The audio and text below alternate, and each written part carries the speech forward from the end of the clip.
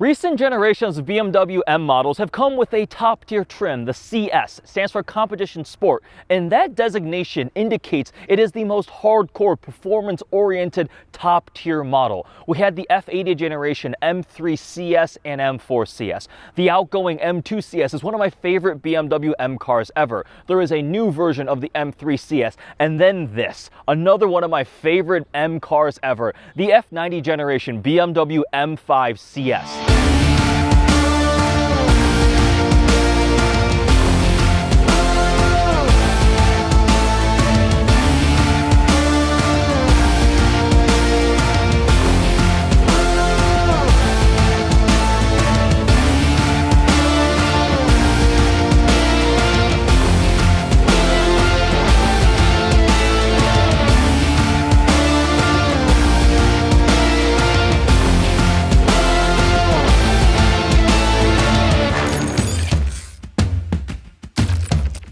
At launch, this M5 CS was the quickest and most powerful production BMW ever. 4.4-liter twin-turbo V8 making 627 horsepower and 553 pound-feet of torque. It can no longer claim to be the most powerful production BMW because of the XM label red, making 738 horsepower, but this thing is potent. It is a beast. The M5 CS has an 8-speed automatic transmission. We haven't been able to get a manual or dual clutch in this platform for quite a while, and it has a switchable all-wheel drive system, which means you can choose if you want to send power to all four wheels, or it has a pure rear-wheel drive mode too, so you get the best of both worlds.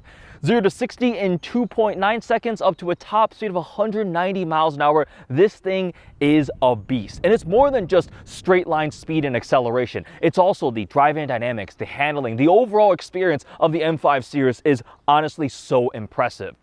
In terms of the exterior styling, there are a couple key things that let you know this is the CS model versus a regular M5 or M5 competition. One of my favorites are the yellow daytime running lights. So up front, when the car is on and running, they are yellow instead of the regular white, and they look so aggressive and mean. Paired with this frozen matte green paint, it looks so mean. I love it, and it really does let you know that this is a CS model. The other ones also can have that treatment too.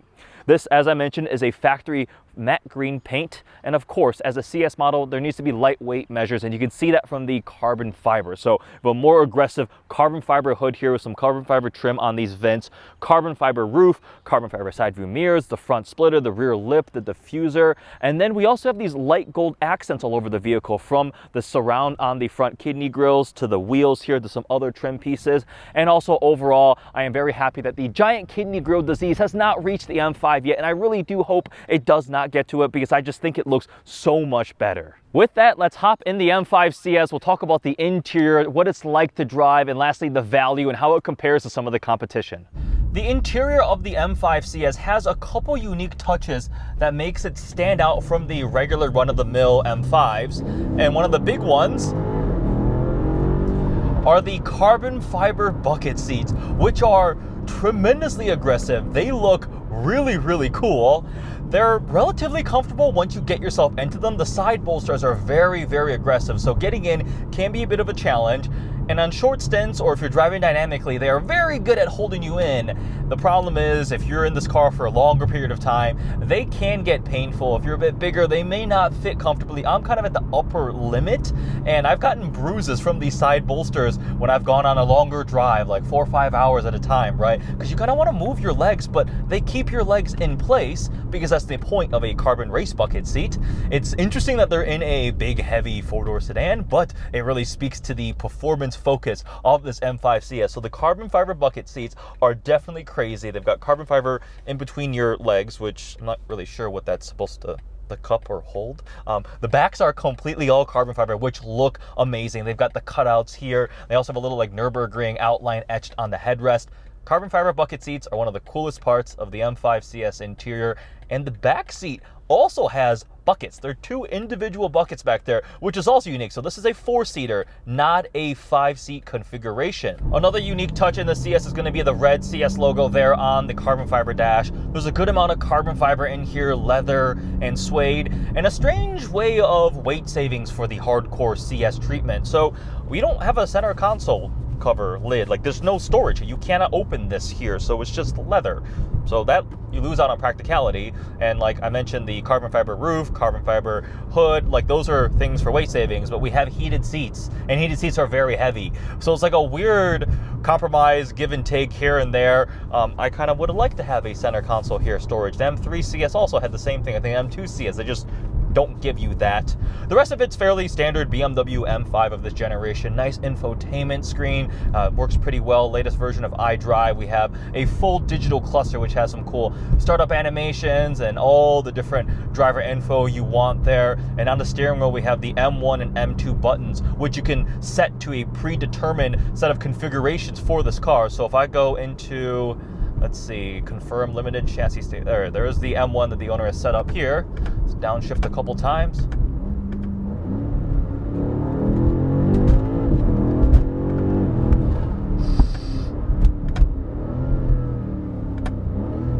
So we're in four-wheel drive sport.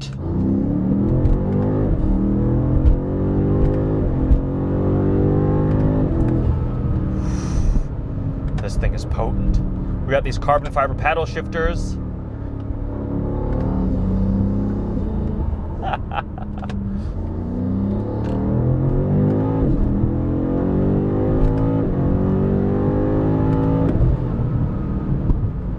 This thing is so fast. Carbon ceramic brakes. This has a couple minor modifications. It has the M Performance titanium exhaust and Venturi intakes, which that is one of my favorite things. It transforms the intake noise. You hear it much more pronounced, and it's really cool. And this exhaust, man, the cold start, I was surprised at how loud it was.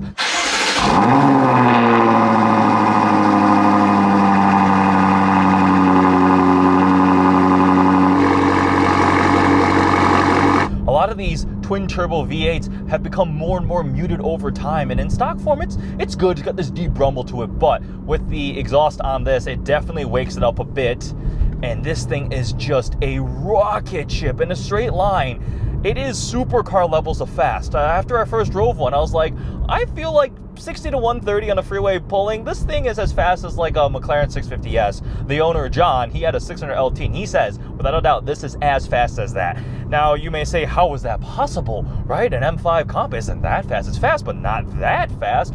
Well, BMW claimed like 200 something pounds of weight reduction. The ones that I've heard of getting like weighed, actual production ones, aren't quite that much lighter, but it's a good amount, right? Well over 100 pounds lighter, and it does have a slight horsepower increase compared to the comp, but I think that is hilariously underrated. I'm pretty sure this thing is probably making 600 something horsepower to the wheels, not 627 crank horsepower. It is just truly ridiculously fast. And it's not just straight line speed. I've taken an M5 CS on a curvy back road. We're in California, driving from Arizona all the way out for Monterey Car Week and some of those nice roads, and it can handle itself quite well. For a large four-door luxury sedan that's heavy, it does have some pretty dang awesome driving dynamics. The steering is actually very, very good. Better than other previous generations of BMW M cars. Recently, I felt like they've become just a little more numb and not as engaging. I rewind to like the E39 M5, the E46, the E90 generation. I really liked the way those drove. And the F10 and F80 were good, but just didn't have that same level of engagement. This, even though it's like a 7 steps up in terms of just overall potent performance, it has a bit more of that feedback. This thing is definitely a bit crazy. You can put it into rear-wheel drive mode, and I've had the tail step out like 45 degrees in rear-wheel drive, but then you can put it into four-wheel drive sport, and then whether you're in low traction situations, maybe inclement weather or something like that, puts the power down better. It can do a bit of all of it. The 8-speed ZF automatic transmission is actually very good. Some of those downshifts.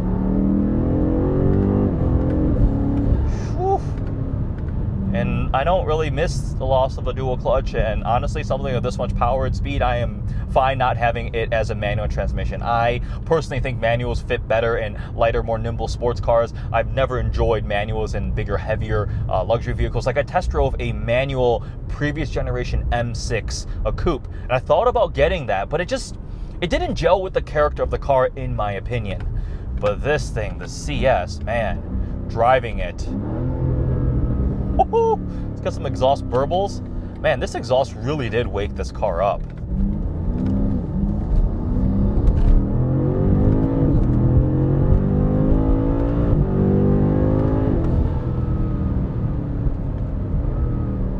That is so ridiculously fast. There's no way this thing is making only 600 something horsepower.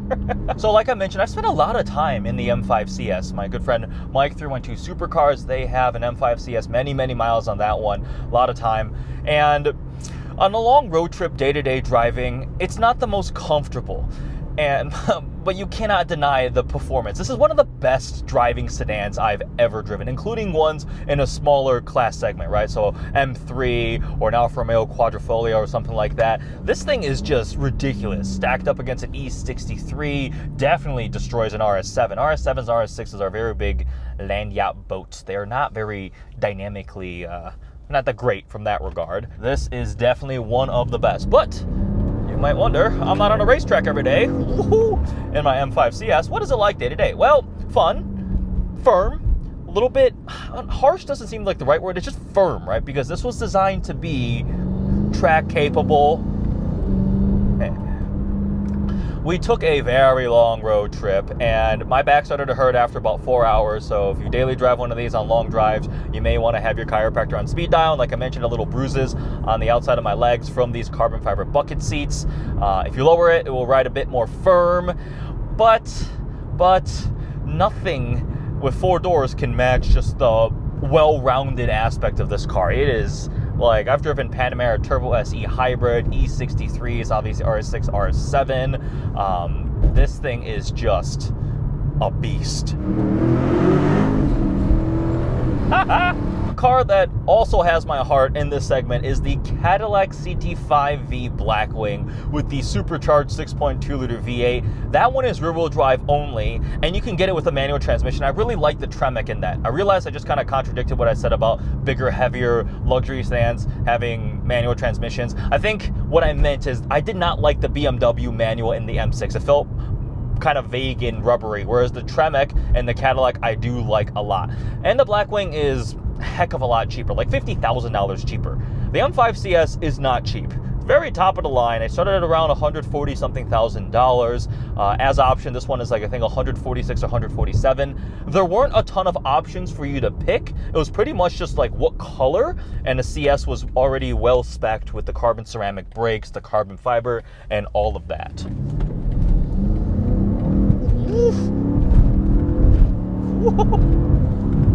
Jeez. Where was my train of thought? It left the station. Price. So call it $140,000 to $150,000 MSRP. Problem was, it was a 1-year limited run, top tier, demand was high, supply chain I think made it so they couldn't build as many as they expected to, and that 1-year run led to pretty high market prices. I saw markups from $10,000 to $30,000 to $40,000 over. So these were selling for $150,000 to $180,000. John told me, he said he saw early on when it first came out, some dealerships sold one for $225,000. So at that point, we're talking ridiculous money. Like that's a lot when you're $40,000 over the MSRP of the car.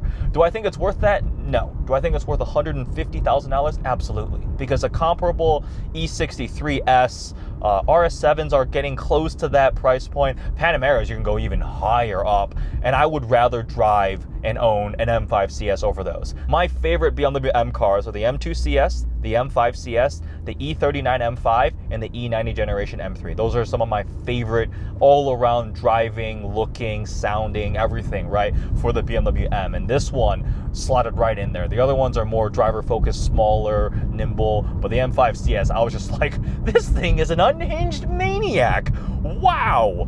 This car won me over because when it first launched, I was confused. I was like, how can you apply the CS name to a big, heavy sedan? CS supposed to be the top tier track-focused performance driving one, something that's just focused on the best performing handling car, M2 CS, right? I love that. Like, you can't do it to a big, heavy sedan. But then I drove the M5 CS, like, okay, fine. It is the most CS of all the M5s. Like, it does so many things so well and puts a huge smile on my face. It's just such a beast.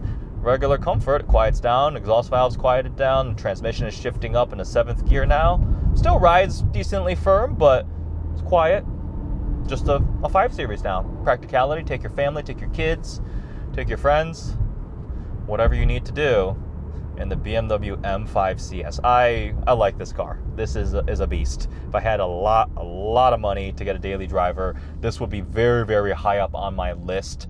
I would recommend many people go check one out if you can afford an M5 CS, because they don't make them like this.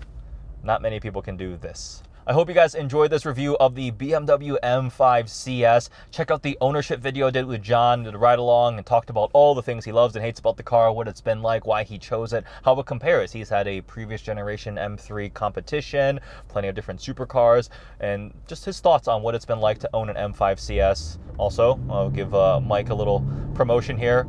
312 Supercars, right? Go check him out. He's got an M5 CS. We've done some videos together with that car. Mike, you need an exhaust and intakes. This thing is epic. Thanks for watching.